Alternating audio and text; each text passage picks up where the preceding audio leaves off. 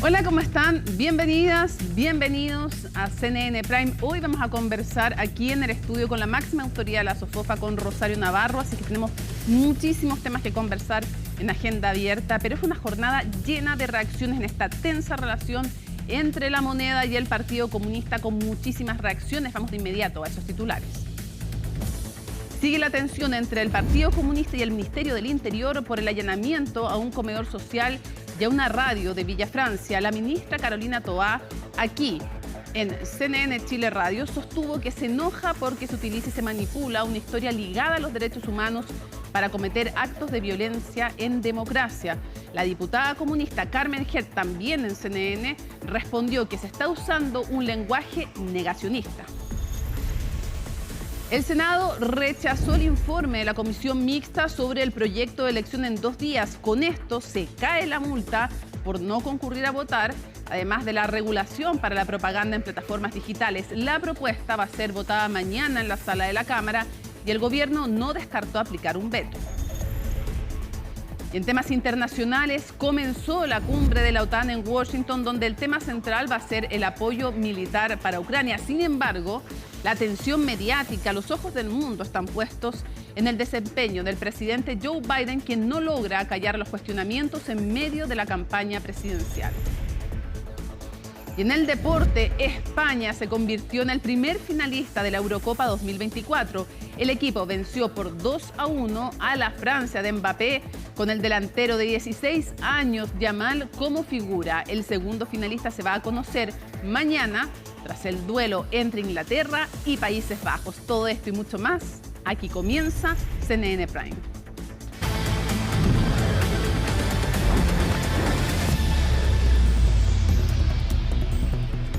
Comenzamos contándoles que la Corte de Apelaciones dictó prisión preventiva para 9 imputados detenidos el pasado sábado en los allanamientos realizados en Villa Francia. Según la resolución, los sujetos fueron encontrados en el mismo lugar donde se encontraban las armas y municiones, las que además no estaban escondidas, sino distribuidas en distintos puntos de la propiedad allanada. Veamos toda la información en el informe de Valentina Nieto. Parecen ser solo 2 personas caminando a altas horas de la noche. Sin embargo, fueron estas las primeras pistas que comenzó a seguir la Fiscalía Metropolitana Sur, de quienes estuvieron detrás de la colocación de un artefacto explosivo en esta automotora en diciembre pasado.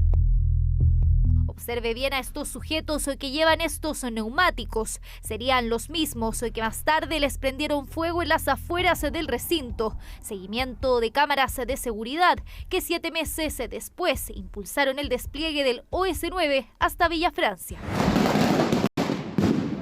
Allanamiento que terminó con un impresionante hallazgo, decenas de armas, municiones y artefactos explosivos incautados. 14 personas fueron detenidas, de las cuales 9 se decretó ilegal la detención. El juzgado rechazó decretar la prisión preventiva, por lo que la Fiscalía apeló ante la Corte de Apelaciones, la que este martes decretó la máxima cautelar. Lamentamos que la presión política conocida por todos, en todos los medios de comunicación, haya llevado, a revocar la resolución sustentada seriamente, por una jueza de la República. Sí existen, en primer lugar, antecedentes que justifican la existencia de los delitos por los cuales se formalizó. En segundo lugar, que también existen antecedentes que permiten presumir fundadamente la participación de los 9 imputados en la comisión del delito formalizado. Según constata la resolución, los detenidos fueron encontrados en el mismo lugar donde se encontraban las armas y municiones, las que además no se mantenían escondidas y estaban distribuidas en distintos puntos de la propiedad allanada. Hay un número relevante, importante, de armas al interior de un inmueble de dimensiones bastante pequeñas, algunas de las armas a la vista plenamente de las personas que estaban, que pudieran haber estado, y entre ellos evidentemente los 9 imputados. La sala de la Corte considera que estando las 9 personas dormidas ahí en la radio Villa Francia, no podían menos que saber, que en algún momento que caminaron deben haber visto que existían esas armas. Y es que según resolvió la segunda sala del Tribunal de Alzada, los antecedentes se permiten presumir fundadamente que las armas pertenecen a los imputados. Eso aun cuando desde sus defensas aluden que ninguno de ellos reside de forma permanente en Santiago. Ninguno de los 9 vivía en Villa Francia. Algunos trabajaron ayudando a preparar la actividad del día domingo y otros sencillamente viajaron a saludar a un amigo porque estaba de cumpleaños y festejaron ahí. Así las cosas, son en total 12 personas las que quedaron en prisión preventiva. 2 detenidos ya se encontraban con esa medida cautelar.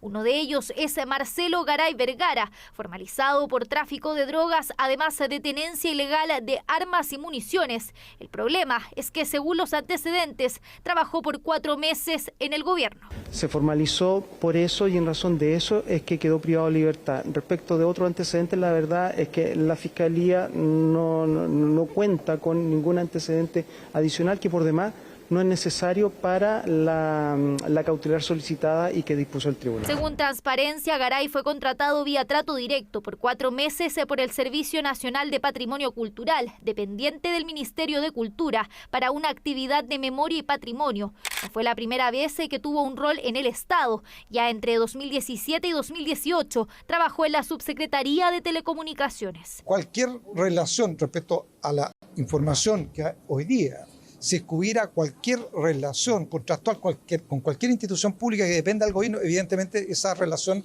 se va a terminar de inmediato. Por su parte, la Corte de Apelaciones resolvió también la situación de otra imputada, Miranda Soto, quien fue detenida en el barrio Yungay por posesión de artefacto explosivo de fabricación artesanal y tenencia de explosivos.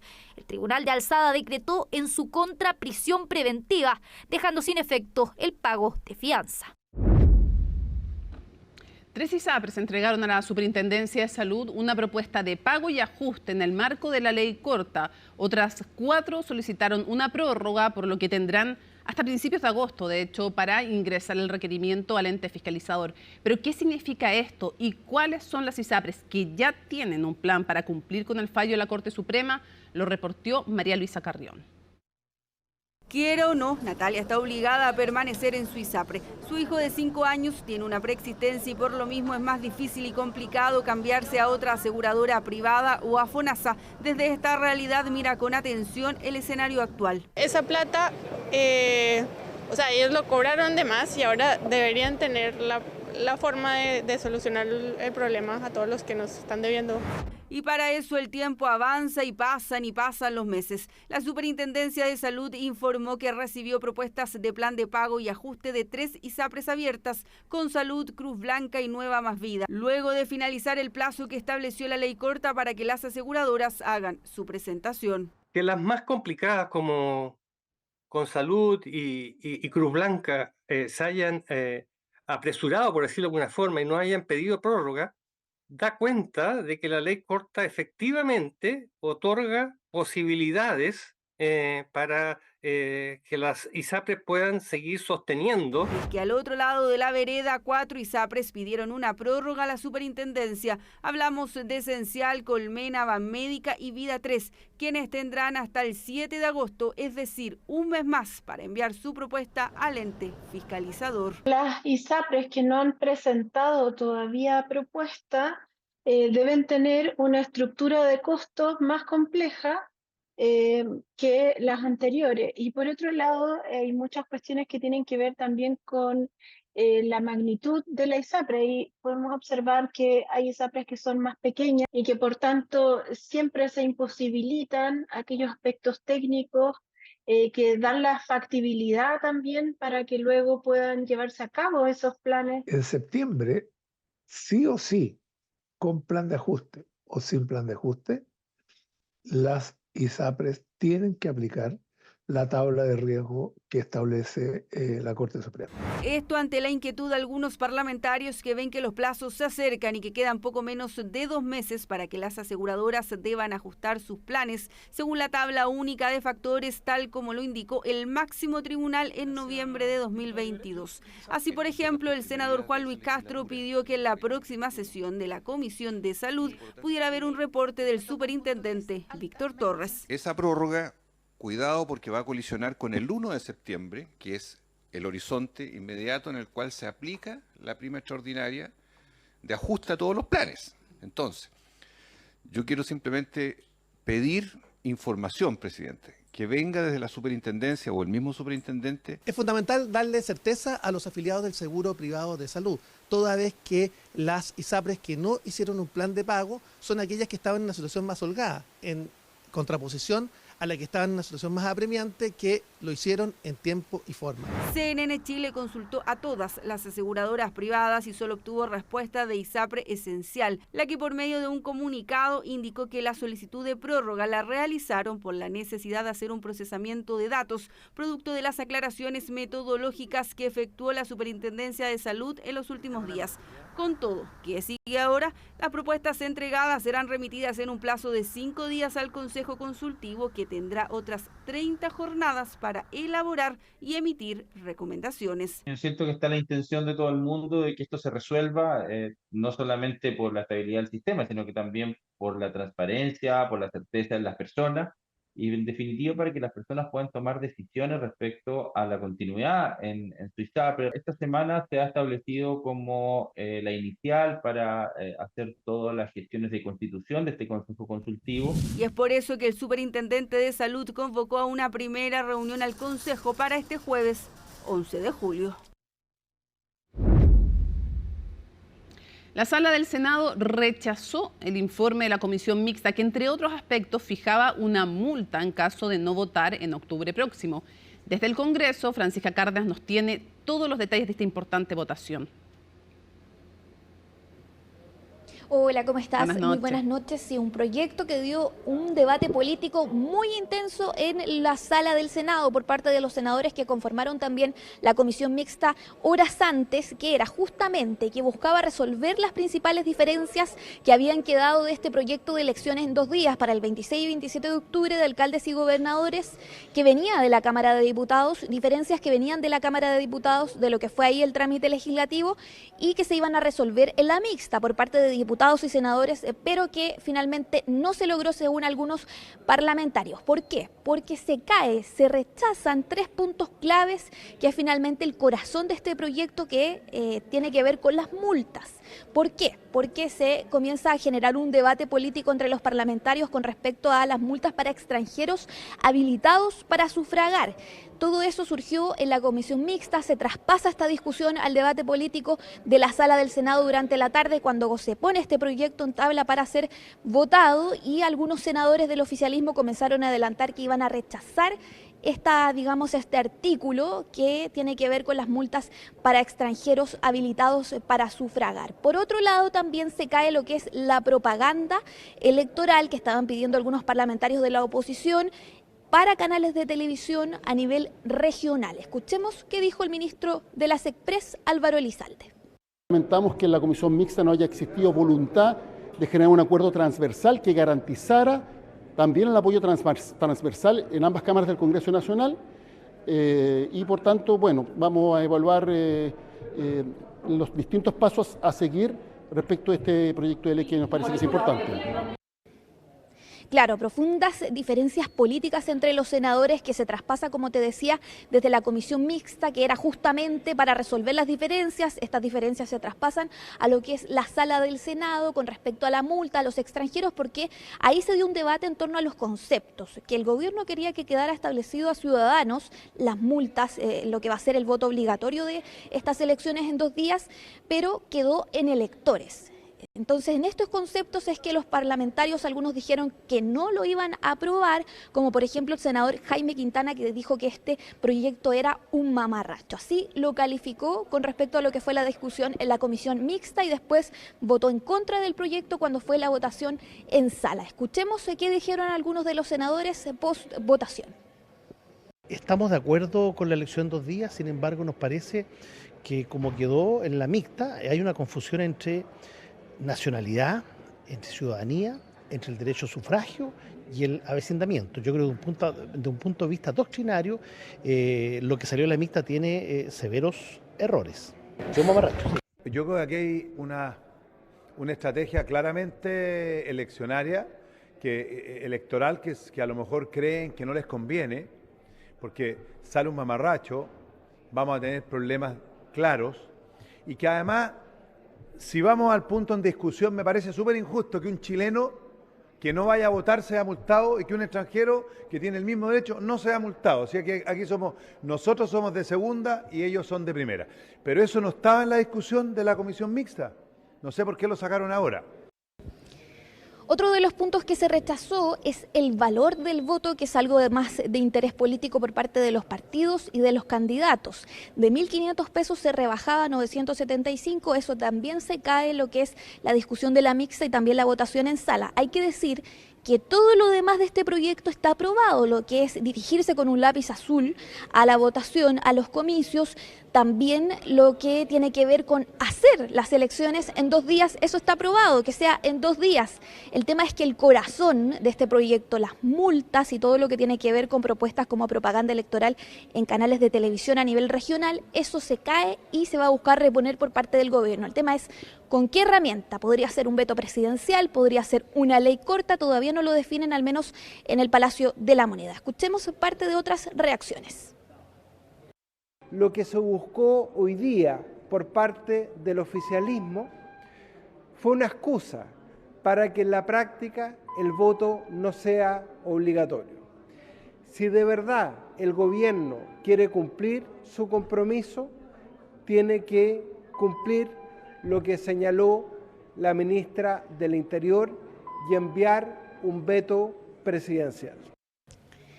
Claro, hay que ver ahí qué va a hacer entonces la Moneda. El ministro decía que lo van a analizar, que van a hacer un análisis jurídico con respecto a cómo puede actuar el gobierno para reponer estos elementos que se cayeron del proyecto y que finalmente el corazón de este proyecto de elección en 2 días podría ser un veto. El tema es qué veto, si es sustitutivo, si es supresivo o si es aditivo, es decir, si se le adhiere algo al proyecto, si se le elimina algo al proyecto o si se le cambia algo al proyecto. Así que vamos a quedar atentos a eso también, que pasa en las próximas horas y también, por supuesto, a la votación de mañana que va a ser en la Cámara de Diputados. Ellos también van a votar el informe, pero un informe que finalmente tiene elementos que fueron, digamos, rechazados en lo que fue el Senado.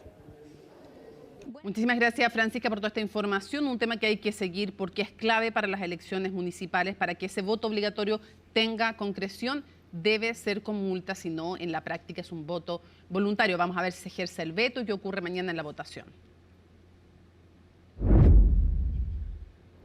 Bueno, la Comisión Técnica de Pensiones, pongan atención, entregó por fin este esperado informe final. Si bien hay acuerdo en que el aumento de la cotización tiene que ser del 6%, con cargo al empleador, el disenso, la diferencia o la imposibilidad de encontrar un punto en común está en cómo distribuirlo.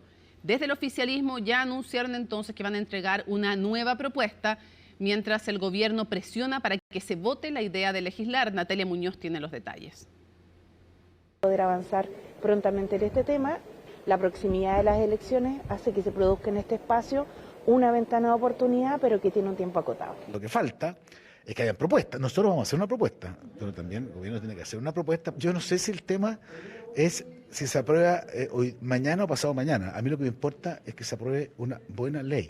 Continúan las opiniones divididas en la reforma previsional. La semana pasada la oposición aseguraba que faltaba el informe técnico para poder votar en comisión. Sin embargo, hoy con el resultado dicen que faltan propuestas. Yo creo que el informe técnico es un buen aporte y revela que este tema de pensiones necesitaba un diagnóstico. Cuando esté clara las propuestas, y ojalá que sean lo antes posible, que estén claras las propuestas, pero votar una idea de legislar en blanco, yo no sé en qué ayudaría. Lo que ha producido es que tenemos una cantidad de propuestas que ya hay consenso para poder avanzar, ya hay acuerdo, como señalaba, hay otras en las que no hemos logrado todavía terminar, pero que están encaminadas y esperamos que en un plazo muy acotado esto pueda estar resuelto. En 26 páginas la Comisión Técnica entregó su informe, el que no logró acuerdos en puntos claves. Hubo consenso en incrementar el porcentaje de cotización adicional en 6% con cargo al empleador, pero no sobre cómo se va a distribuir. Uno no debe partir por cuánto para capitalización y cuánto para reparto, sino que tiene que partir al revés, donde qué sectores necesitan que se les mejoren las pensiones. Lo que se planteó fueron opciones de beneficios que se pueden entregar y cada una de esas opciones tiene un costo distinto. También hay acuerdos sobre un seguro de lagunas previsionales y aumentar el tope imponible. Otro de los temas que se abordó es la falta de competencia en la industria de las AFP. Hubo consenso en que se debe aumentar, pero no en cómo lograrlo. Tampoco hay acuerdo en la separación de la industria. Para nosotros es muy importante votar la idea de legislar lo antes posible y que a partir de esta idea de legislar podemos gatillar las indicaciones en las cuales sí estamos de acuerdo. Creo que hay puntos de acuerdo y me llamamos a que funcionemos en base a esos acuerdos. Creo que es interesante el informe. Hay buenos fundamentos técnicos como para la construcción de un nuevo sistema de pensiones de carácter mixto. Abre la posibilidad de un seguro social para poder aumentar las pensiones de inmediato. Además, los desacuerdos más significativos giran en torno a la pensión garantizada universal, aunque se decidió no aumentar la cobertura del 90 al 100% como proponía el proyecto. No hubo consenso sobre el incremento de la PGU a 250.000 pesos. Que la PGU llegue al 100% tiene un costo fiscal alto. Y frente a muchas otras necesidades que tiene el país, probablemente más apremiantes que darle PGU al 10% de jubilados de mayores ingresos, nos pareció que era mejor no avanzar mientras el país no vuelva a crecer. Afortunadamente hay sectores de la derecha, de la oposición, que han entendido que este es un proyecto que ha madurado lo suficiente, que hay un nivel importante de consenso y que si bien en los temas de solidaridad, que son fundamentales para aumentar las pensiones, aún falta un poco. Otro punto de divergencia fue el diseño del beneficio intrageneracional. Se reconoció la necesidad de asegurar suficiencia a los beneficios y compensar las brechas de género, pero no hubo acuerdo sobre los términos específicos. Desde el gobierno apuntan a que se puede votar la idea de legislar sin tener acuerdo en torno al 6%, lo que no ocurriría hasta después de la semana distrital. Eso quiere decir a fines de julio. Bueno, como ven, muchísimo que conversar y nos acompaña, lo habíamos prometido, son las 8:52. Rosario Navarro, la presidenta de la SOFOF aquí en el estudio de CNN Prime. Rosario, muchísimas gracias por acompañarnos. Muchas gracias por invitarme. Bueno, lo primero, lo veíamos en la nota, esta comisión de expertos no llega a acuerdo respecto de la división de ese 6% adicional. Sí que tiene que haber un 6% y además otras cosas, no separar la industria en sus funciones y licitar parte del stock de cotizantes. La pregunta es si usted está optimista o pesimista que los políticos puedan llegar a acuerdo, honestamente, así transparentemos ya la cosa en este debate eterno, si es que los técnicos no llegaron a acuerdo. Mira, yo creo que estamos en un momento como país, pero también como humanidad complejo. Los acuerdos en general en muchas partes del mundo está costando encontrarlos, pero llevamos también en esta discusión más de 10 años. Los chilenos en general, cuando tú preguntas cuáles son sus preocupaciones, tal vez no están ya en la primera de la lista, porque hoy día claramente la seguridad está siendo como el tópico principal de la preocupación de los chilenos. Sigue habiendo mucha preocupación de cómo resolver el desafío que tienen las pensiones en Chile. O sea, ¿usted coincide en que es una de las principales prioridades? Es una de las principales prioridades, primero que nada, por la incertidumbre que genera tener abiertas tantas puertas. Cuando hablamos, y ya estoy cumpliendo ya un año en el cargo, puedo decir con bastante certeza que hay una necesidad urgente de volver a poner el crecimiento sobre la mesa y que para volver a crecer, como Chile lo hacía hace más de una década, hay ciertos principios fundantes. Uno de ellos es la certeza jurídica. Una pregunta, antes de que vayamos al crecimiento, que es un tema también importante que quiero conversar con usted, pero la pregunta inicial, le insisto, ¿usted está más pesimista o más optimista? No es lo que usted quiera, sino lo que ve en cuanto a la realidad. Sí, obvio que todos quisiéramos que hubiera acuerdo, pero si no se ponen de acuerdo los técnicos, ¿hay posibilidades de ser optimista en que los políticos se van a poner de acuerdo? Mira, yo creo que igual todas estas mesas tienen harto de políticos. Entonces hay que entender que la mirada técnica, experta, siempre va a poner ciertas posturas, entendiendo además el rol que tiene una comisión de expertos que no es vinculante. Entonces yo esperaría que fueran ciertos bordes que tomen en consideración hoy día en la arena legislativa. Y mire, nunca me gusta perder el optimismo. Creo que como país nos merecemos tener una apuesta de largo plazo, resolver, como te decía, tantas ventanas que tenemos abiertas y una de ellas es ponerle cota a esto con ciertos principios fundantes. O sea, uno, que la discusión llegue a un buen acuerdo, no es cualquier acuerdo. Segundo, que en este acuerdo haya como prioridad principal o principio fundante que mejoren las pensiones de las personas y finalmente las pensiones de hoy y de mañana. Tercero, ciertas cosas que resguarden que haya libre competencia, de que tengamos reglas de juego conocidas por todos. ¿Usted coincide en que tiene que ser de 6% el aumento de esta cotización adicional y cree que ese incremento, porque hay opiniones diversas al respecto, va a generar efectos negativos en el empleo y en la contratación? Creo que es una preocupación real poner sobre la mesa el tema de la informalidad. Hoy día en Chile tenemos tasas de informalidad altísimas. Y cuando tú le pones más trabas a la contratación formal, claramente es un aspecto a considerar. ¿O sea, usted cree que podría aumentar la informalidad? Yo creo que hay muchos factores que hoy día estamos discutiendo que pueden hacer aumentar la informalidad.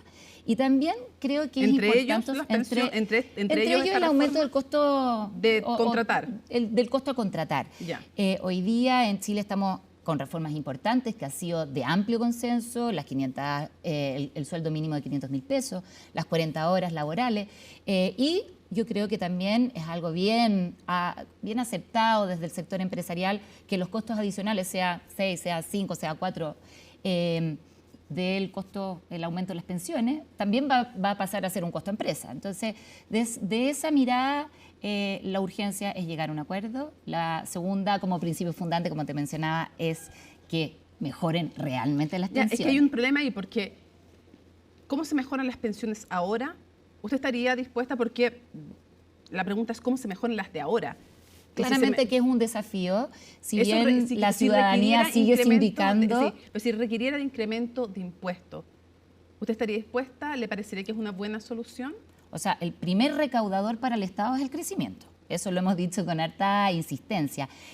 Hoy día Chile tiene 2 vías además que podríamos ocupar para hacer mucho más eficiente el gasto público. Una de ellas, el crecimiento económico. Chile creció por sobre el mundo hace más de una década y hoy día tenemos el desafío de cuáles eran esas condiciones que teníamos en el pasado para ponerlas hoy y volver a desafiarnos a crecer.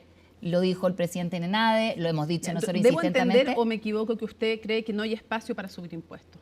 No, lo hemos dicho insistentemente que hoy día no es momento de subir impuestos. De hecho, hemos hecho una propuesta de bajar el impuesto de primera categoría. Sí, vamos a ir a eso, pero entonces la pregunta es, ¿usted cree que podría de alguna manera haber solidaridad en parte de esa cotización adicional? Nosotros lo hemos dicho desde un inicio, que en esta discusión claramente, que está en arena legislativa, debiera haber algún componente solidario y que ese componente solidario tiene que ir en beneficio de las personas y principalmente, yo diría, de las lagunas, de las personas que tienen lagunas y de la brecha que tenemos hombres y mujeres. Buen punto. Ya le voy a preguntar su rol como mujer en la SOFOFA también, pero antes vamos a otro de los temas que son tremendamente relevantes. La seguridad no es solo la seguridad que tiene que ver directamente, obvio que sí, con portonazos, con asaltos, sino que otro de los temas importantísimos es el crimen organizado, las estructuras de poder criminal. Y ahí una de las cosas muy relevante que se está discutiendo son 2 legislaciones. Una tiene que ver con cumplimiento tributario y la posibilidad de flexibilizar el secreto bancario en la petición del Servicio de Impuestos Internos, pero preguntándole al contribuyente si dice que no, se va por el camino del juez. Hay otro que es mucho más, tal vez dicen algunos, que tiene que ver con el combate al crimen organizado, que tiene que ver con que la Unidad de Análisis Financiero, y eso lo acaba de aprobar la Comisión de Seguridad, exacto, es un paso, no está aprobado, pero... y que tiene que ver con que en algunas hipótesis de crimen organizado, la Unidad de Análisis Financiero, que cuenta con altos grados de autonomía y cuyo director es además nombrado por alta dirección pública, pueda levantar el secreto bancario en algunas hipótesis.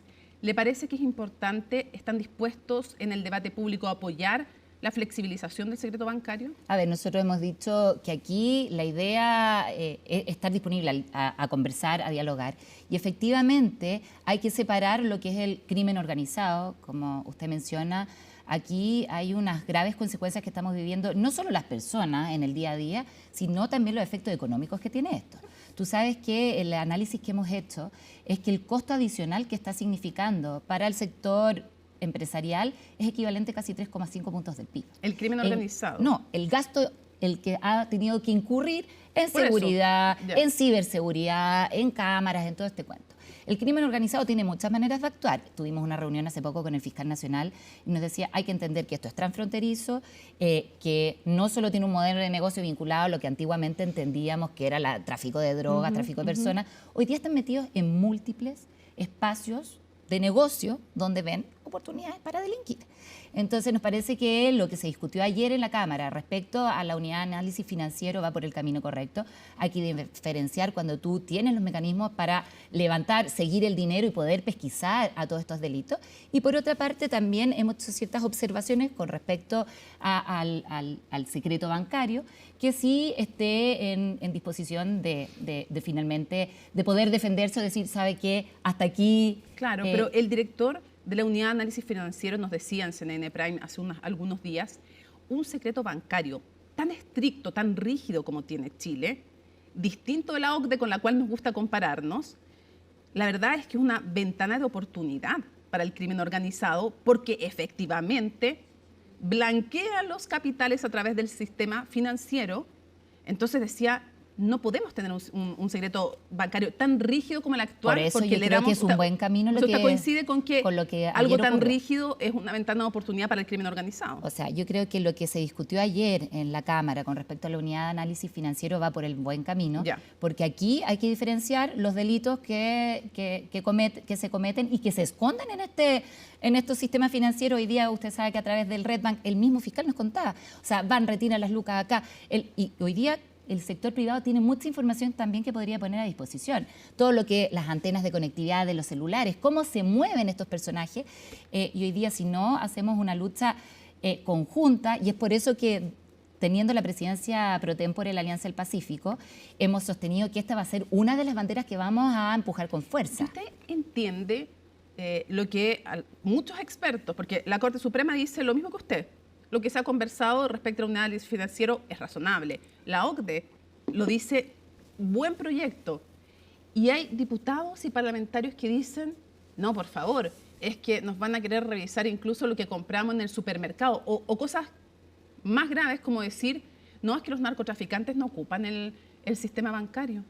Cuando todos los expertos nos dicen, pero así se blanquea el dinero, tratando de penetrar la economía legal desde la ilegalidad, pero limpiándolo, blanqueándolo. Por eso se le llama lavado de dinero. Exacto, ¿usted entiende? Pero yo creo que aquí hay muchos componentes que están en juego. O sea, hoy día nos tocó analizar en una reunión que tuvimos de trabajo cómo se relacionaba la ley que está en tramitación de protección de datos personales con otras leyes que están también en discusión de inteligencia artificial. O sea, hoy día estamos en un mundo que ha ido cambiando aceleradamente. Tenemos que entender que estos principios fundantes muchas veces están todos relacionados unos con otros. Entonces, la necesidad de sentarse y analizar cada una de estas legislaciones que están ocurriendo en simultáneo, y por eso te vuelvo como al punto inicial. Necesitamos mayores certezas jurídicas, ponernos de acuerdo en ciertos componentes que son básicos para que volvamos a darle, en el fondo, la seriedad. Chile siempre, cuando tú lo miras desde fuera, es indicado como un país que tiene, de alguna manera, las reglas. Hablando de esa seriedad, usted, me imagino entonces que usted no comparte cuando hay diputados o senadores que dicen,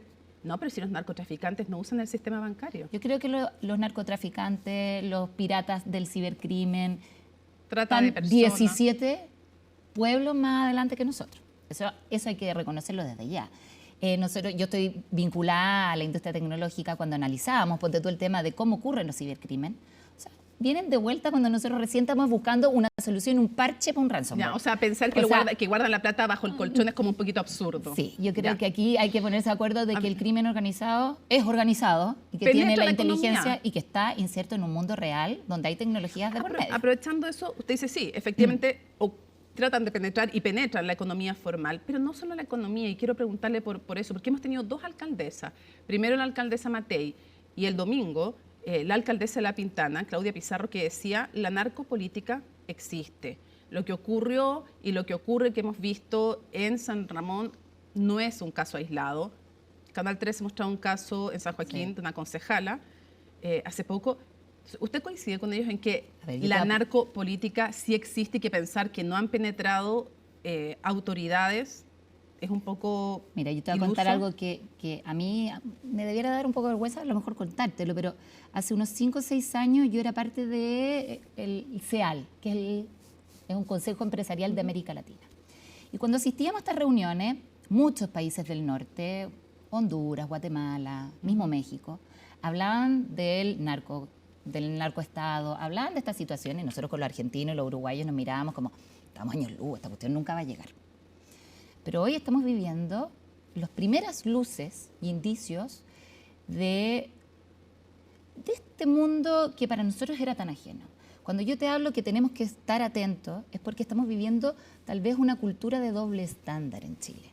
Por un lado, miramos las empresas, los negocios, al mundo como lo conocíamos, y estamos haciendo a veces un poquito vista gorda a la informalidad, que hoy día no esconde la pobreza. Hoy día esa informalidad está escondiendo no pago de impuestos, evasión, elusión y quién sabe cuántos otros delitos vinculados al crimen organizado. Usted me dice, ¿el crimen organizado sí ha penetrado no solo la economía, sino también hay indicios en la política? Yo creo que si esto nos está escandalizando es una buena señal, porque podríamos ponerle stop o pare, y si hay alguien que tenga estos antecedentes, a mí me encantaría que como país nos pusiéramos de acuerdo y digamos, pongámoslo sobre la mesa y esto usted no puede volver a ocurrir. Hablemos de crecimiento, quiero saber, usted propone como meta volver a crecer al 4%, me parece, no sé quién podría oponerse, pero quiero entender si es como un horizonte optimista o usted cree que realmente es algo que se puede hacer y en qué plazo y qué no está haciendo el gobierno que sí podría hacer para que eso fuera una realidad. A ver, tiene dos componentes. ¿Es un horizonte optimista? ¿Ya? Sí. ¿Por qué? Porque si los empresarios no creemos en eso, mejor vámonos a la casa y dejemos de hacer la pega. Pero es posible, ¿por qué? Porque Chile lo hizo en el pasado. Tenemos evidencia que Chile entre el 90 y el 2014 creció por sobre el mundo, crecía a tasas muy aceleradas. ¿Y cuáles eran las condiciones que teníamos en ese periodo que hoy día no tenemos? Y es por eso que hemos puesto estas condiciones que son ambiciosas, pero que son alcanzables en la medida que lo hagamos y nos apuremos. El momento es ahora. Como te decía, si no tenemos en la meta volver a crecer y entendemos que el crecimiento es el mejor recaudador, estamos sonados.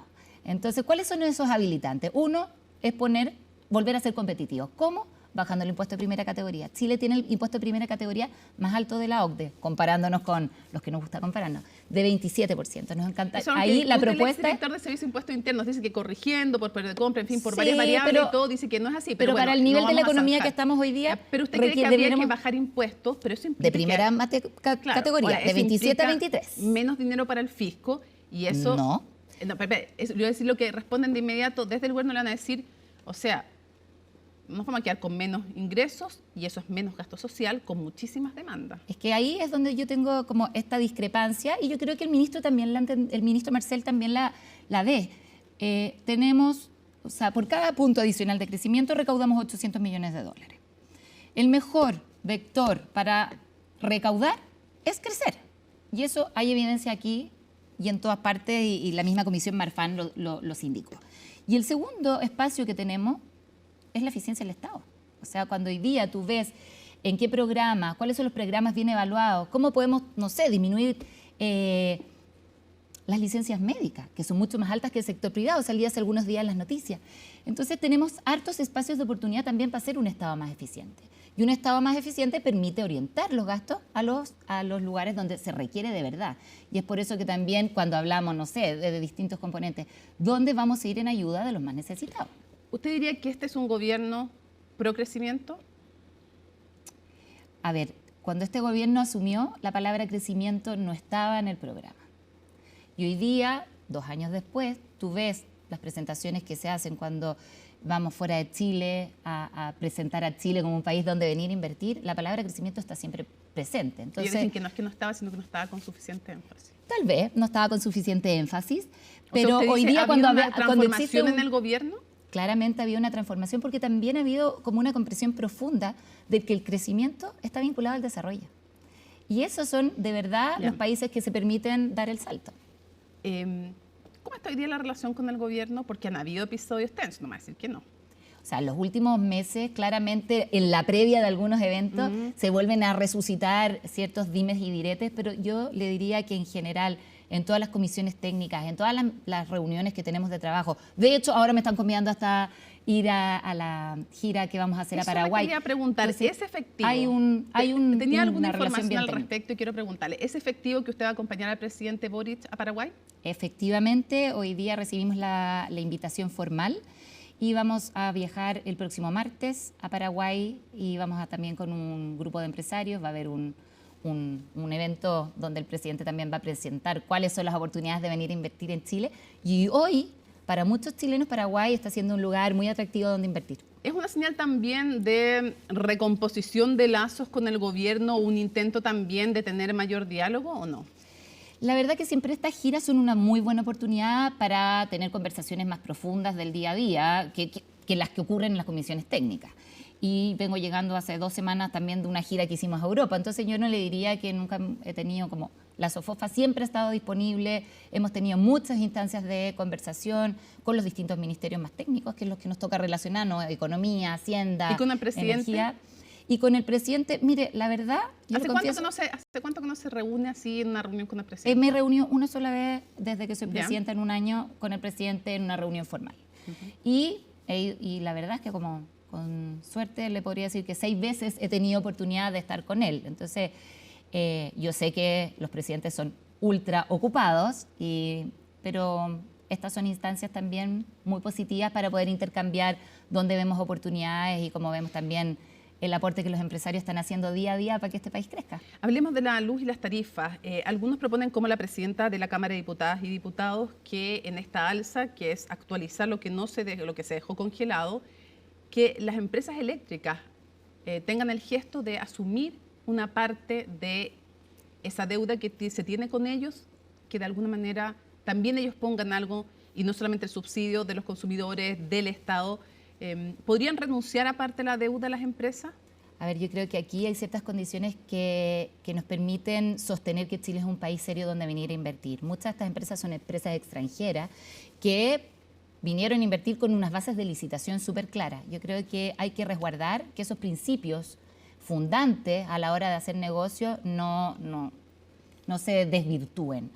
Y por otra parte, que el camino que hemos recorrido hasta hoy de sincerar cuáles son las tarifas eléctricas también es un elemento positivo, porque seguir arrastrando o fingiendo que aquí no está pasando nada no es el mejor camino, porque finalmente todos los chilenos terminamos pagando este tipo de... O sea, coincide con Marcela en que fue a hacerse trampa en solitario. Sí, yo creo que aquí hay que sincerar y sí, en la medida que sea pertinente, todos los subsidios vayan a las familias que más lo requieren. O sea, ¿usted cree que no deben renunciar, no se le debe pedir a las empresas renunciar a parte de esa deuda, ni tampoco renegociar contratos vigentes? Bueno, eso yo creo que son decisiones que tiene que tomar el Ministerio de Energía en conjunto con las empresas eléctricas, pero en mi opinión creo que es importante resguardar la seriedad con que Chile pone los estándares a la hora de atraer inversión extranjera, y parte de eso es cumplir con las reglas de juego. O sea, sería un no a menos que las empresas quisieran de manera voluntaria. Sí, yo creo, porque aquí tenemos que, como te decía, la seriedad del país, cuando nosotros venimos llegando además de ir a Alemania,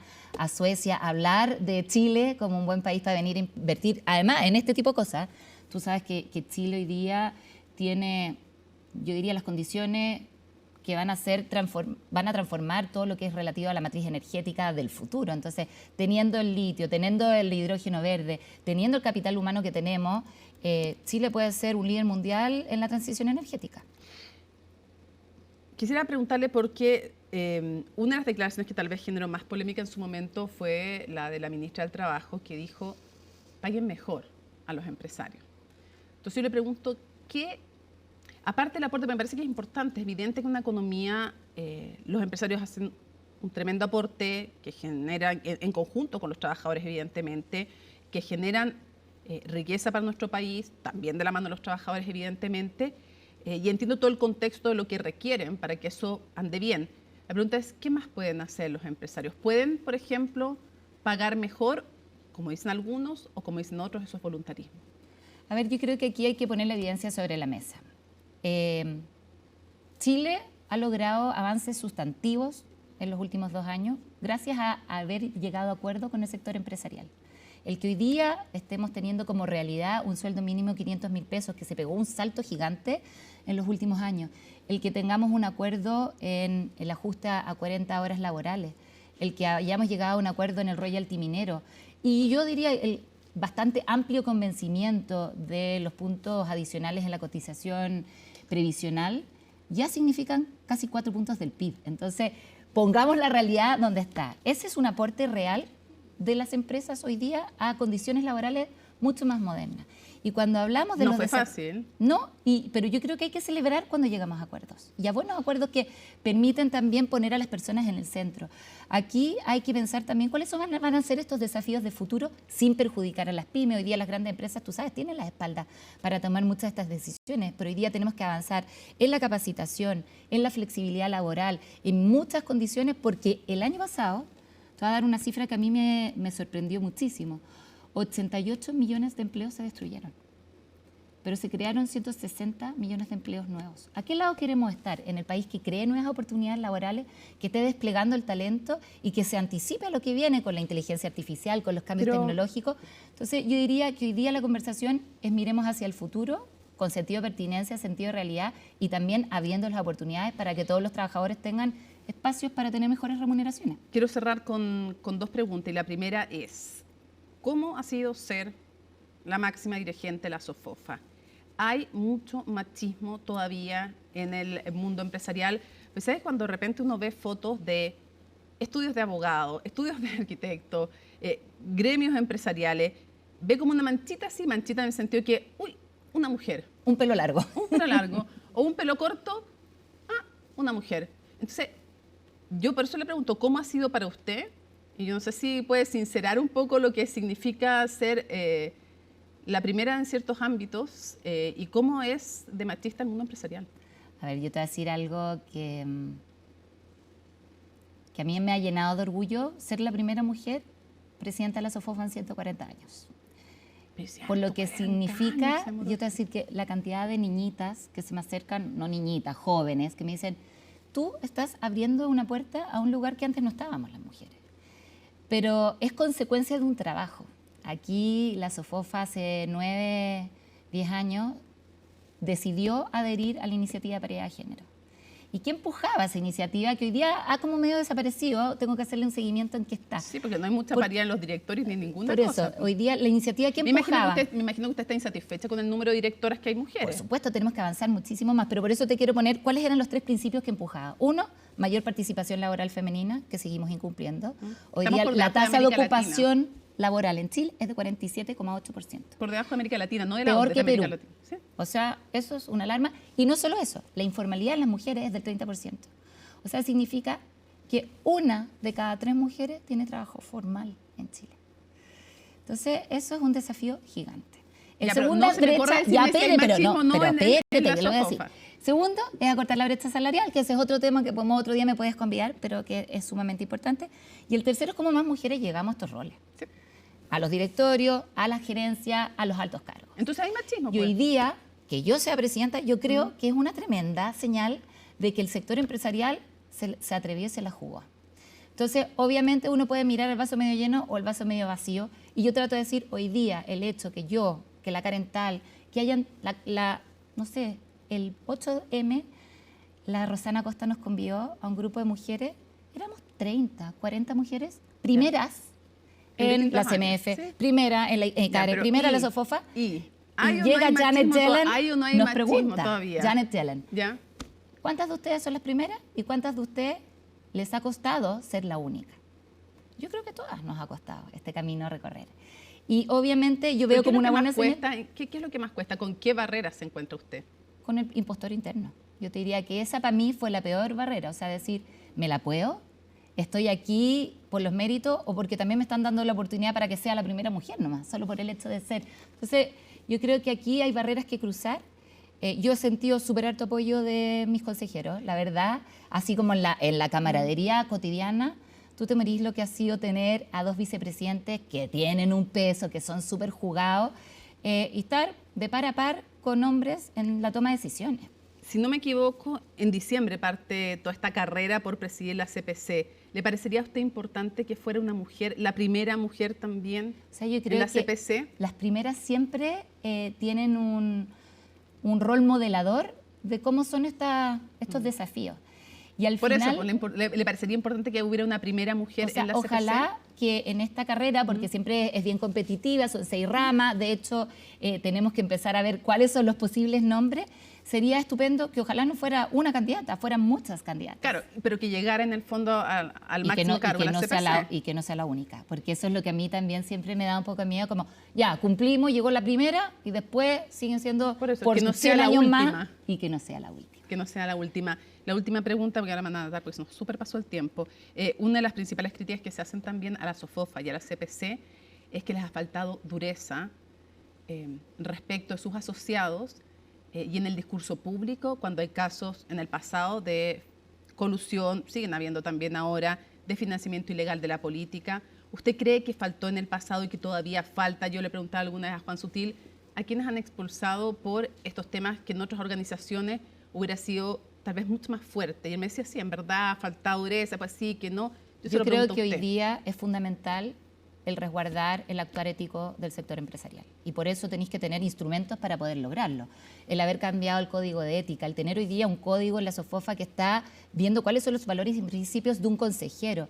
El hecho de que desde que, por lo menos asumimos, nosotros fuimos súper duros, desde que aquí en adelante, o desde que nosotros estemos en la mesa, hay condiciones que van a ser causales de eliminación, pero que están también resguardadas por un código, que no sea bajo la tincada del presidente. Entonces eso también le da al cuerpo colegiado instrumentos súper útiles para sindicar. Aquí hubo un caso, y nosotros ya lo hemos tenido que ocupar en algunas ocasiones durante este año, y la verdad que yo creo que ese principio hay que resguardarlo y protegerlo. Rosario Navarro, muchísimas gracias por habernos acompañado en CNN Prime. Muchas gracias a ti. Seguimos avanzando para contarles que evidentes diferencias al interior del Partido Comunista han generado las críticas hacia el gobierno tras los allanamientos en Villa Francia y también en ocasiones pasadas.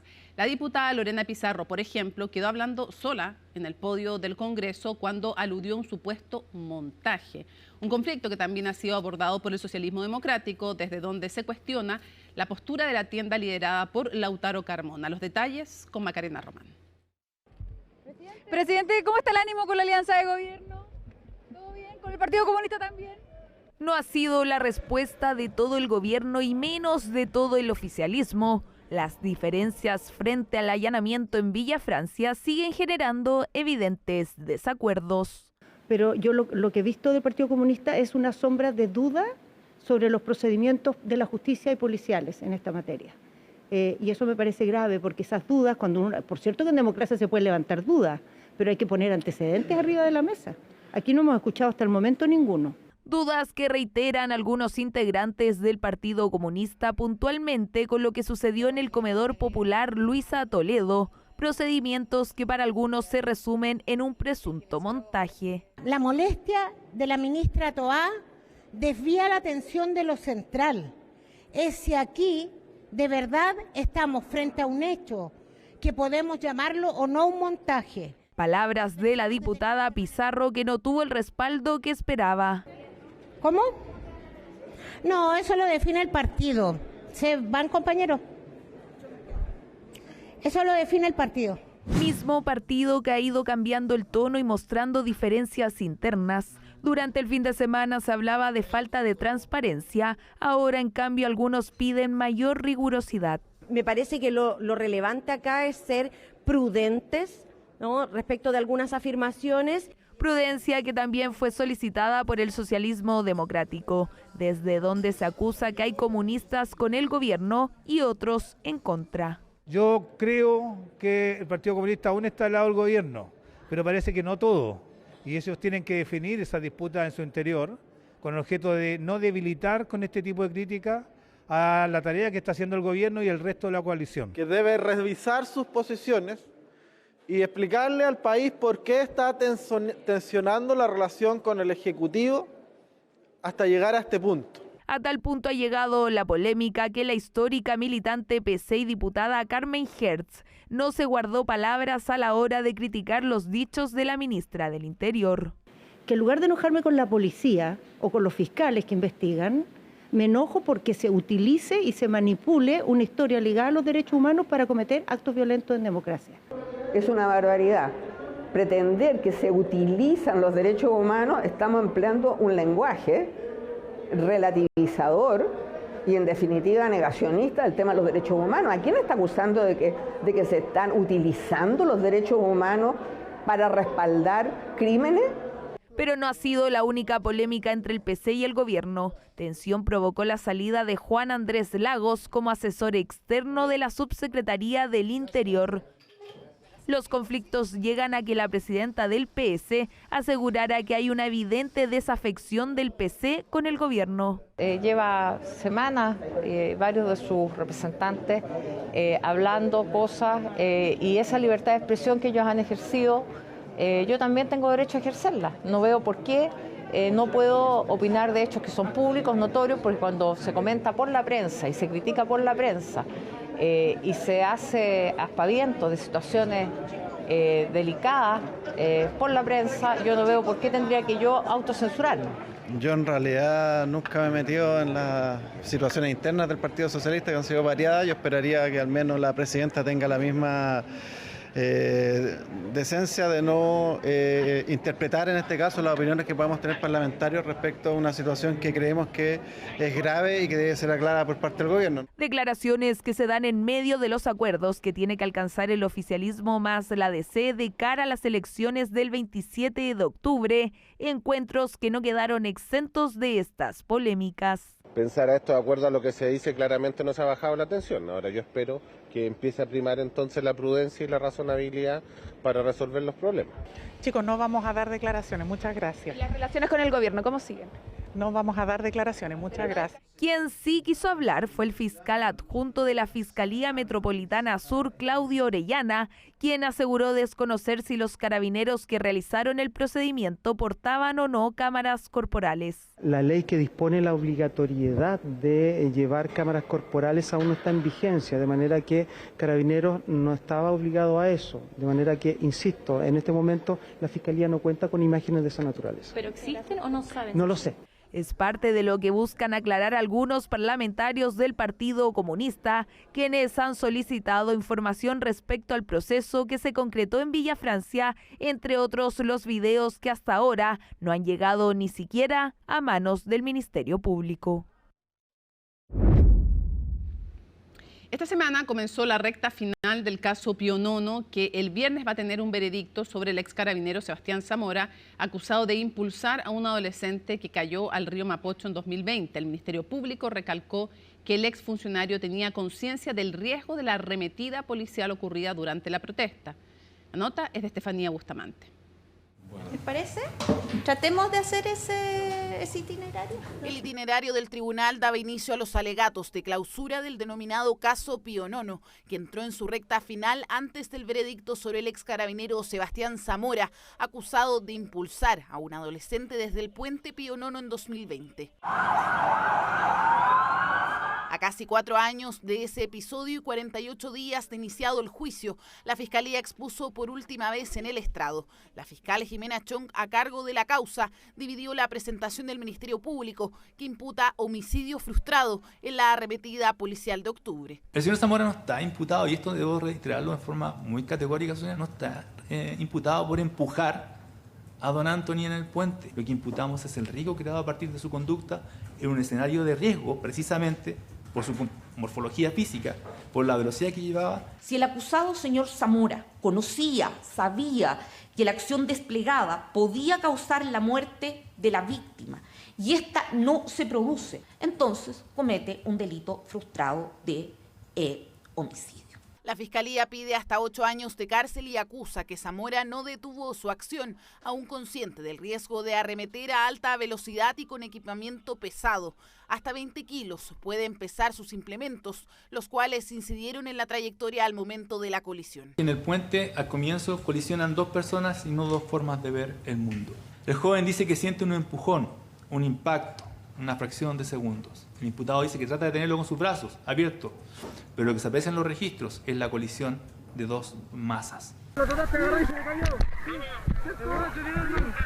Lo En su declaración del 22 de mayo, el ex carabinero dijo que jamás pensó que con el peso adicional que cargaba podía provocar la caída de la víctima. Dijo que las detenciones en movimiento las aprenden de otros funcionarios al compartir experiencias de operativos. No era un lomaté de celebración, sino más bien era un lomaté de urgido, por decirlo así, de pena, no sé, nunca pensé que al trancor.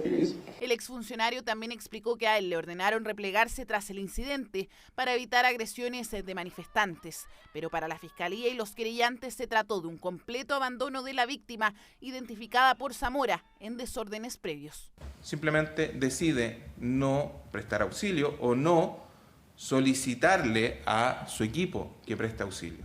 El carabinero Zamora en ningún momento se preocupa por la salud o por lo menos el estado en que se encontraba la víctima con posterioridad a la caída. No desconocemos el hecho de que una persona que pueda estar cometiendo desórdenes públicos pueda ser efectivamente detenida. Sin embargo, la realización, supuesto sea, de esta detención en el lugar en que se produjo era completa, totalmente innecesaria. Tras la exposición de la defensa, este jueves se abrirán las réplicas para los intervinientes antes de conocer el veredicto del cuarto tribunal oral en lo penal. El viernes, Sebastián Zamora será condenado o absuelto. Si ocurre lo último, el ex carabinero buscará reintegrarse a la institución. En medio de los cuestionamientos al ministro Diego Pardo por su gestión en el alza de las cuentas de la luz, parlamentarios de oposición enviaron una carta al presidente Gabriel Boric manifestando que el secretario de Estado ya no cuenta con la confianza política del sector. Además, pidieron un nuevo interlocutor en la materia. Desde el oficialismo, en tanto, llamaron a concentrarse en lo medular, el incremento en las tarifas. Colomba Eichholz nos cuenta. Poca transparencia por parte del ministro de Energía, Diego Pardo, es lo que acusan los jefes de bancada de Evópoli, la UDI y Demócratas durante la tramitación del proyecto que buscó estabilizar las tarifas eléctricas y en los últimos días. En un escrito, los parlamentarios manifestaron que el secretario de Estado ya no cuenta con la confianza política del sector, solicitando un cambio de interlocutor. El ministro Pardo ha sido totalmente inexacto en las cifras que ha dado y al mismo tiempo también de una u otra manera hay información que, por ejemplo, ayer conocimos de un decreto que estaba operando en el alza de las cuentas de la luz y la verdad es que el ministro Pardo jamás mencionó ni siquiera la existencia de ese decreto. Cuando la información es totalmente inexacta o se va conociendo por otras vías, creemos ya que el ministro Pardo no debería estar al frente de este tema. Y es que el mencionado decreto generó una variación en el suministro de electricidad según el IPC de junio, producto que reportó un aumento mensual de 7,2%, lo que se produce previo al gran incremento de las tarifas eléctricas que comenzó en julio. Este es un decreto que se publica en el Diario Oficial, que viene precedido de un informe técnico definitivo, que viene precedido de un informe técnico preliminar. Ambos son públicos y, si mal no recuerdo, el mismo día que aparece el decreto publicado en el Diario Oficial, hay una nota en el Diario Financiero explicándolo largamente. Explicación que parlamentarios de los distintos sectores políticos aseguran faltó por parte del ministro, no solo en relación al decreto publicado en el Diario Oficial el 31 de mayo, sino también en los elementos que fueron expuestos por el jefe de la cartera de Energía en el proceso legislativo que buscó estabilizar las tarifas eléctricas y que fue aprobado por la gran mayoría de los diputados. Quien además le mintió y no transparentó toda la información en el Congreso Nacional fue justamente el ministro Pardo. Dijo que las alzas no iban a ser del 50%, no entregó todos los antecedentes e indujo a los parlamentarios a votar favorablemente un proyecto que traía consecuencias negativas respecto de las familias chilenas. Es por eso que creemos que no es un interlocutor válido. Todos los que participamos en la Comisión de Energía estamos absolutamente claros cuáles fueron todos los datos que se fueron arrojando. Lo que siento yo es que hoy día existe una suerte de aprovechamiento político de la desgracia económica que significa esta alza tarifaria. alza tarifaria, insisto, que no es otra cosa que consecuencia de una mala decisión que se adoptó el año 2019. Y que volvió a ser aprobada en 2022 con una amplia mayoría en el espectro político, por lo que hoy las consecuencias intentan ser mitigadas en la mesa técnica del Congreso, que despachará una propuesta para ampliar el subsidio eléctrico este mes. Cualquier tipo de interpelación, que alguien esté amenazando con las posiciones constitucionales, nos va a llevar a una disputa política. Vamos a empezar a hablar del ministro y no vamos a hablar del verdadero problema que va a haber en los hogares de Chile. Por lo tanto, lo fundamental que tenemos que hacer acá es tener la claridad que el problema es cómo salimos de este atolladero en que nos metió el ministro. Ahora bien, no es una petición que hacen desde todo el sector opositor. Renovación Nacional se excusó en la firma del documento enviado al presidente Gabriel Boric, así como también el Partido Republicano, desde donde firmó a título personal el diputado Stefan Schubert y no a nombre de su bancada completa. Con arresto domiciliario nocturno, supervisión del Servicio para la Niñez y arraigo nacional quedó al adolescente de 14 años que mató a su hermano de 8 tras encontrar una pistola en la calle, un hecho que pasa a engrosar la lista de menores de edad involucrados en incidentes con armas de fuego, que se ha visto incrementada además en los últimos años. Joaquín Castro con el informe. Este era el ambiente que se respiraba en Bajos de Mena el día después del disparo que le causó la muerte a un niño de 8 años. El arma homicida era manipulada por su hermano mayor de 14. La había recogido en la calle tras una riña de bandas rivales. Una realidad que no es ajena para uno de los dirigentes vecinales del sector, donde la violencia se mezcla con el consumo abusivo de alcohol y drogas. Es totalmente lamentable y en Bajo de Mena no hay ningún centro de rehabilitación que lo necesita. Obviamente Bajo de Mena necesita un centro de rehabilitación de droga, alcohol, y no existe. A 7 kilómetros de Bajos de Mena, en el centro de Puente Alto, se definía el futuro del adolescente imputado, tras 2 horas de la audiencia de formalización. Como medidas cautelares, el arresto domiciliario nocturno, sujeción a la vigilancia del Servicio para la Niñez y la Infancia. Para la defensa del imputado, las medidas cautelares fueron excesivas y se debió tomar en consideración el entorno en el que crecieron los menores antes de tomar una definición. En consideración la edad del menor, el lugar, el contexto y el lugar donde viven. Estos menores están en contacto criminológico todos los días, cada momento. Entonces, criminalizarlo de esa manera, esta defensa no está de acuerdo. Y por eso se decretaron los 90 días para poder demostrar que no era intención del menor haber cometido ese error. Y esa exposición a un ambiente hostil queda reflejado en el informe Niños, Niñas y Adolescentes Víctimas de Homicidio y Lesiones por Armas de Fuego de la Defensoría de la Niñez, publicado en enero de este año.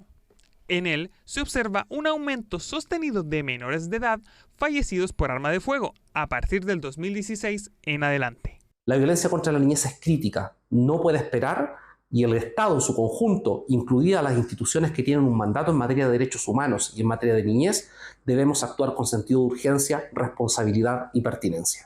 Iquique, San Bernardo, Renca, Ñuñoa y La Pintana son las comunas que concentran la mayor cantidad de niños y adolescentes fallecidos en los últimos 2 años. Desde la Municipalidad de Puente Alto piden que la Fiscalía aclare prontamente el origen del arma de fuego. Obviamente, ojalá que de manera rápida se pueda dilucidar cuál es el origen del arma, a perseguir a quienes pudieran haber sido los adultos si es que eventualmente esta arma proviene de una banda criminal, que tuvieran esa arma en ese lugar si es que los hechos son veraces, como se ha indicado hasta ahora. De ahí que parlamentarios que representan a Puente Alto hacen un llamado para evitar que esta comuna pase a engrosar el listado donde las principales víctimas son los menores de edad. Claramente acá, más que hablar de la tenencia responsable o no de las armas, es qué estamos haciendo para evitar de que las calles sean tomadas por el narcotráfico. Esta pelea entre bandas rivales llevaba varios días, llevaba varias horas. ¿Dónde estaba Carabineros? ¿A dónde estaba la justicia? ¿Dónde estaba la Fiscalía para poder tomar las acciones necesarias y poder quitarle las armas a estos grupos delictuales? Aquí el Estado tiene que actuar de forma enérgica. Tenemos que parar este cambio cultural que está sucediendo, que los chiquillos le cuentan a sus compañeros de colegio si tienen armas en las casas o no, si el hermano la tiene. Eso tenemos que terminarlo. Las armas son de uso estricto para la defensa personal.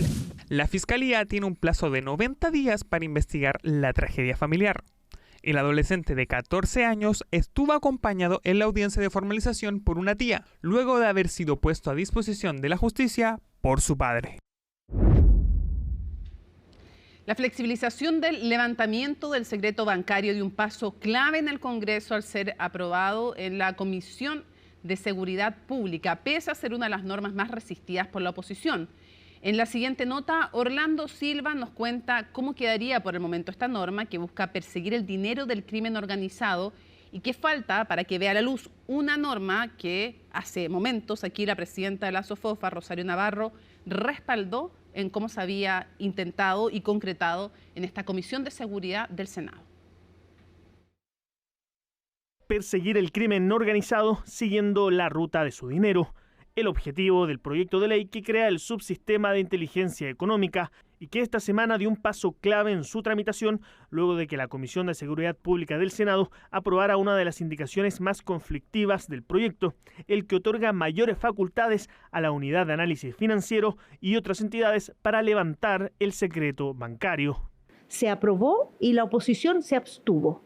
Yo encuentro que ya es un pasito, no votó en contra, porque históricamente lo que ha dicho es que está en contra, pero cuando uno va a ver, primero los argumentos que se ocupan, que esto se va a ocupar para espiar las compras del supermercado, eso ya es como una falta de respeto ocupar ese argumento, que esto se va a ocupar para espiar a la oposición. A ver, si esa fuera la lógica, ¿por qué entonces ponemos cámaras de seguridad en las calles? Porque también podríamos estar espiando a la oposición. Desde la oposición cuestionan que se busque eliminar el requisito de pasar por la justicia, como ocurre actualmente, pero luego de algunas modificaciones del gobierno, los dos parlamentarios de oposición que conforman la instancia se abstuvieron, permitiendo el avance de la discusión, pero pidiendo cambios de cara a su discusión en la sala. Nosotros nos hemos abstenido para ir en la búsqueda de un acuerdo que en sala podamos conseguir sobre la base de que estamos absolutamente convencidos que tenemos que seguir la ruta del dinero, que tenemos que atrapar a los delincuentes, pero ojo, no afectando la propiedad privada y el derecho a las personas. Creo que el proyecto mejoró notablemente y que quedaron con resguardo suficiente. Yo me abstuve por generar una discusión para que esta norma no sea aplicada libremente a otras instituciones que pueden ser sumamente peligrosos para el resguardo de los datos y de la integridad y que eviten corrupción y que eviten extorsión, como por ejemplo para el Servicio de Impuestos Internos. Resquemores que, según el presidente de la comisión y el mismo ministro de Hacienda, fueron abordados en el proyecto. Ya se aprobó un texto que establece sanciones particularmente drásticas para los funcionarios que revelen información, particularmente ser sancionado con la pena de presidio menor en su grado máximo y la inhabilitación absoluta y perpetua para ejercer cargos y oficios públicos. Esto ya está votado, ya se aprobó en una votación anterior. Y eso es lo que justamente eleva y hace particularmente estrictas. Los empresarios honestos no tienen que temer. El régimen de secreto establece que las investigaciones que digan relación con dinero mal habido que pretende ser lavado y toda transacción sospechosa pueda ser investigado, no tiene nada que ver con los empresarios honrados. Justamente el empresariado ha sido otro de los sectores contrarios a que se flexibilice el acceso a la información bancaria y financiera, mientras que desde la UAF indican que hoy la tendencia global es avanzar en esta dirección, además de la detección de un aumento de los delitos de corrupción. En el caso de Chile, a pesar de que todavía, si uno lo mira desde el punto de vista de sentencias judiciales, de condena en el ámbito del lavado de activos, todavía el componente de narcotráfico está muy marcado. Hemos visto en los últimos años cómo ha ido surgiendo también con una importancia bastante elevada lo que tiene que ver con el tema de la corrupción. A la larga, digamos, y yo diría que más temprano que tarde se han ido eliminando esas barreras de acceso a los movimientos de operaciones bancarias. A nivel global, incluso en países o en jurisdicciones que eran muy protectoras del secreto bancario. La misma unidad de análisis financiero señala que son más de 9.000 las entidades que hoy están obligadas a informar movimientos de dinero sospechosos.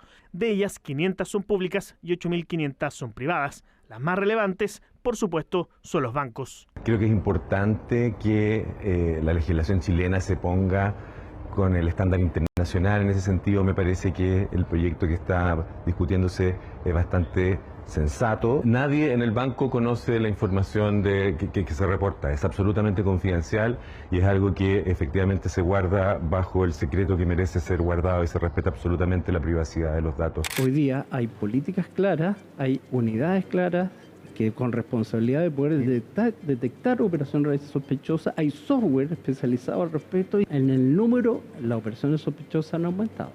Pero aún queda camino por delante. La comisión todavía debe votar algunos artículos antes de despacharla a la sala del Senado, donde la oposición tiene mayoría, por lo que será una instancia clave para ver si este nuevo proceso para levantar el secreto bancario logra ver la luz.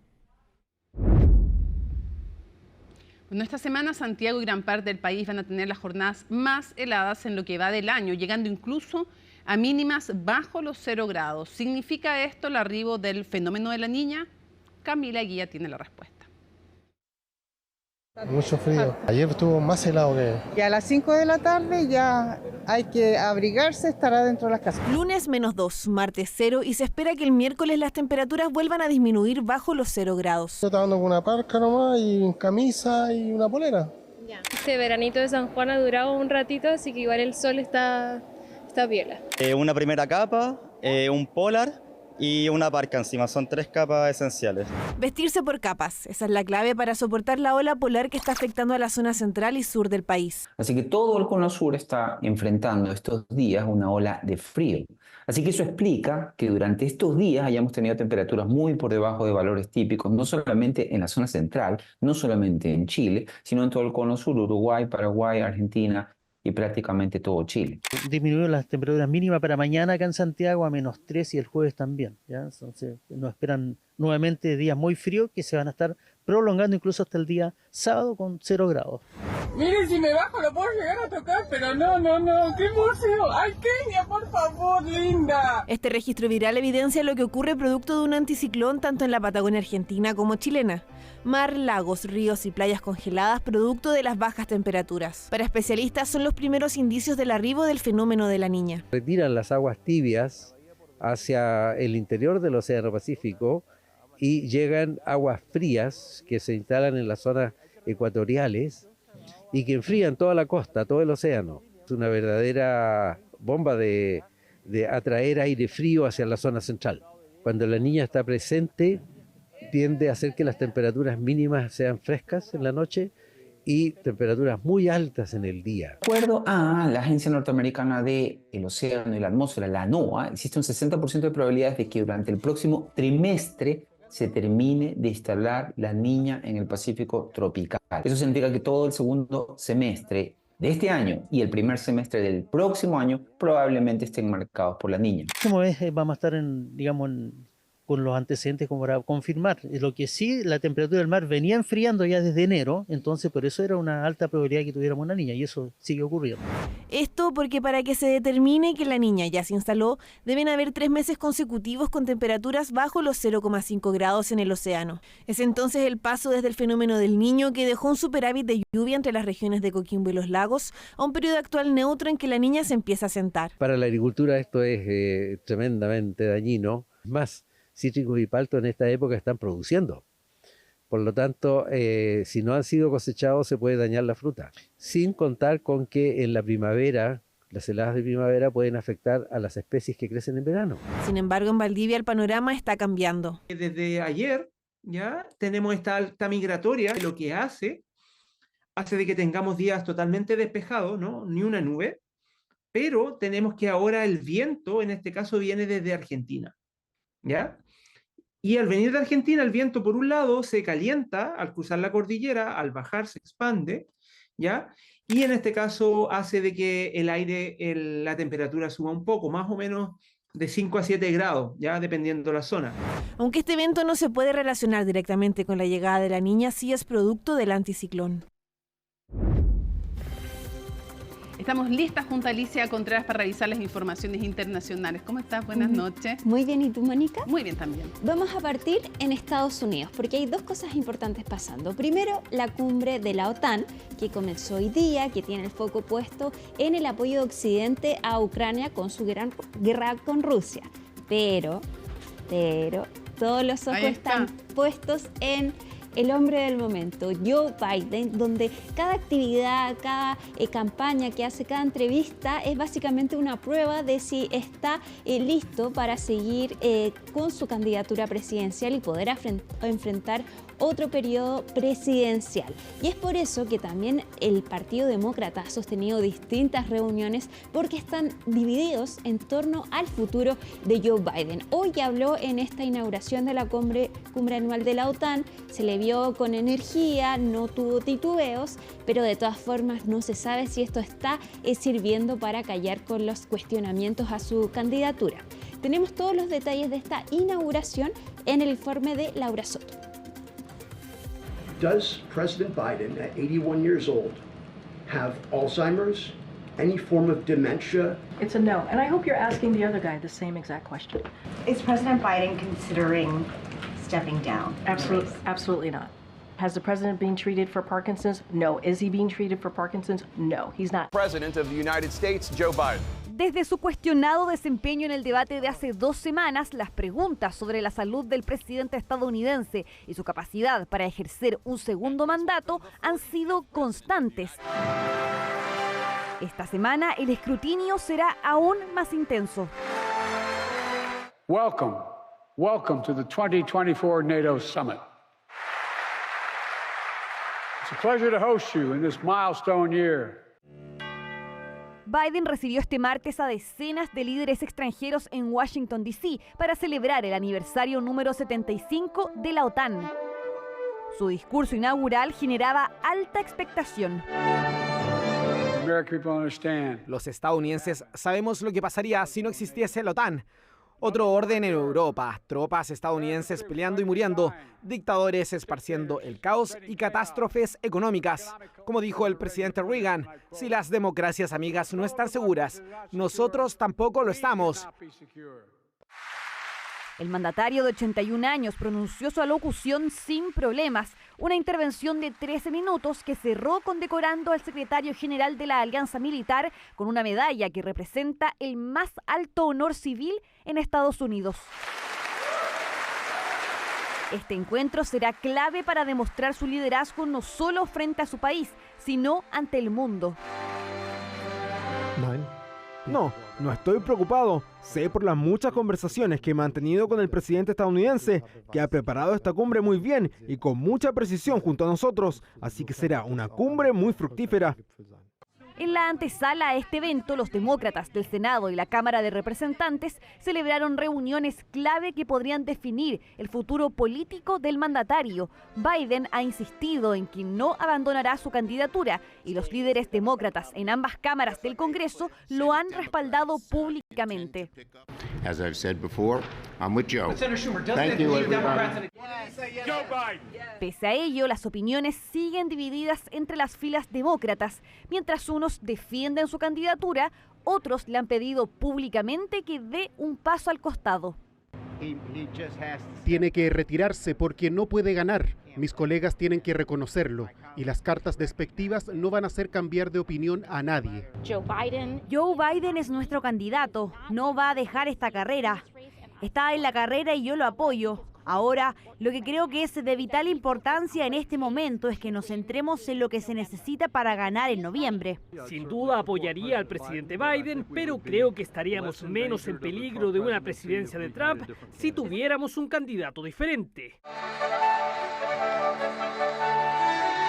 Fuera de la atención que está puesta en Biden para estos días, la cumbre de los 32 Estados miembros de la Alianza Atlántica se enfocará principalmente en la guerra en Ucrania, más aún tras el ataque aéreo masivo que Rusia perpetró este lunes en dicho territorio, que impactó incluso un hospital infantil, pese a que el Kremlin niega su autoría. Pero recuerden que el mayor costo y el mayor riesgo será que Rusia gane esta guerra. No lo podemos permitir. No solo envalentonaría al presidente Putin, sino que también instaría a otros líderes autoritarios, Irán, Corea del Norte o China. El momento de apoyar la libertad y la democracia es ahora y el lugar es Ucrania. Biden comprometió el envío de sistemas adicionales de defensa aérea para Ucrania, en lo que es su primer anuncio en esta cumbre, que durará hasta este jueves y que es clave para reafirmar su liderazgo. Y ahí lo decía Laura en su informe, se han sostenido reuniones entre los demócratas para analizar el futuro de Biden. Están divididos en torno a si debe continuar o no en esta candidatura presidencial, y hay más representantes demócratas que han dicho públicamente que no creen que Biden pueda ganar en las elecciones de noviembre próximo. En cuanto a Trump, él está realizando actos de campaña y hace poco desafió a Joe Biden a que hicieran nuevamente otro debate sin moderadores para ver si puede dar vuelta a su bajo desempeño del último debate. Probablemente esto no quede en nada, pero se sigue burlando entonces de Joe Biden, Donald Trump. Otra cosa te iba a decir. Cuéntame. Que hace poco, en el portal que ve cosas como de farándula, pero siempre está en todo, TMZ, encuentran en la calle, ponen un video de Stephanopoulos, que fue quien lo entrevistó para ABC, ¿sí? La primera entrevista después del debate, la única que ha dado hasta ahora, y le pregunta a una persona si cree que puede estar 4 años más Biden al mando de la Casa Blanca. Él, que lo entrevistó como la oportunidad que tenía de como redimirse, dice que no. Y sigue caminando. Esto es una conversación informal. Sí. Ya, en fin, yo no sé cómo no sabe que lo pueden grabar, pero en fin, y sobre todo a él, que es la persona que ha estado con Biden entrevistando, pero en fin. ABC o ABC, si les gusta como... Claro. ¿Sí? ¿Ya? Dijo que no representaba la cadena, pero es un tremendo escándalo en redes sociales, en fin. Y lo otro, que en nuestra cadena madre, en entrevista con Kaitra Collins, con nuestra colega, el senador demócrata Michael Bennet, ni más ni menos, dijo que no podía ganar la elección Biden. Y de hecho es interesante porque el conductor de ABC es un reconocido demócrata, entonces que también lo diga no es menor. Pasamos al siguiente tema rápidamente y nos vamos a Argentina, porque 2 jugadores de la selección de rugby de Francia fueron detenidos después de una denuncia de abuso sexual. Esta selección estuvo en Mendoza, donde se enfrentó a la selección de rugby de Argentina, los Pumas, y después hubo una fiesta en la cual, después de esto, una mujer mayor de edad presentó una denuncia por abuso sexual en contra de los 2 jugadores, Oscar Geyú y Hugo Aradú, quien tienen 20 y 21 años respectivamente. Según esta denuncia, fue violada esta mujer en el hotel donde se estaban hospedando por estos 2 jugadores. No se sabe quién es esta mujer porque se ha mantenido el anonimato, pero la fiscalía ya dijo que había pruebas contundentes para respaldar esta acusación en contra de estos 2 rugbistas franceses. Fueron detenidos en Buenos Aires y ahora están siendo trasladados a Mendoza, donde se va a iniciar esta formalización. El abogado entonces habló con ellos y aseguró que fue una relación consensuada y descartó esta acusación. Escuchemos. No, me acabo de juntar con los 2 jugadores del seleccionado de Francia en el centro de detención, y la versión que me esgrimen ellos es diametralmente opuesta. No voy a brindar detalles por una cuestión de respeto a la presunta víctima, de respeto a la justicia, a la fiscalía que está llevando a cabo este caso en Mendoza. Lo que sí, estamos ya trabajando en un montón de pruebas para demostrarle a la justicia mendocina que la realidad es otra. Los 2 jugadores están preocupados, son chicos de 20 años, 21 años. El sexo fue consentido, eso es lo que ya quiero decirles, el sexo fue consentido, es decir, había anuencia de las partes para... Ya, Mónica, y para terminar te traigo una sorpresa de 30 segundos. Revisémosla. A ver. Ahora te reivindicas. Ahora.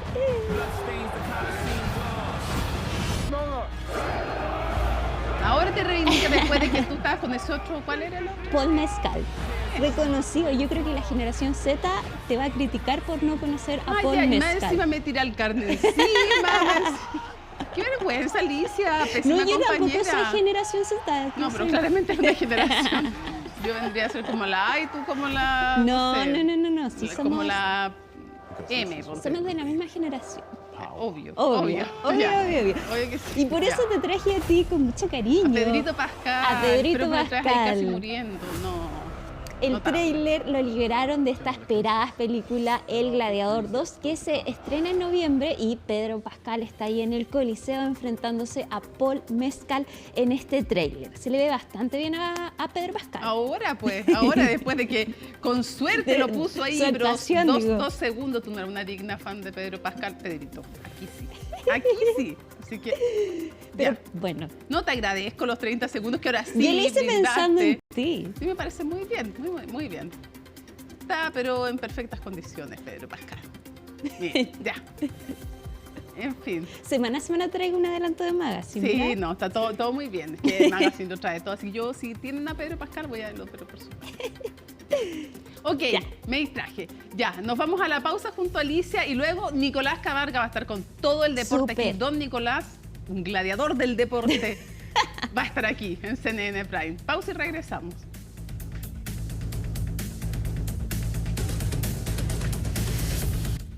Termina CNN Prime, viene CNN Tiempo y luego Paloma Ávila con Futuro 360, luego Fernando Paulsen, Última Mirada, imperdible toda la programación de CNN Chile. Martes 9 de julio, así estuvo nuestro país y el mundo. Somos CNN Chile. Buenas noches.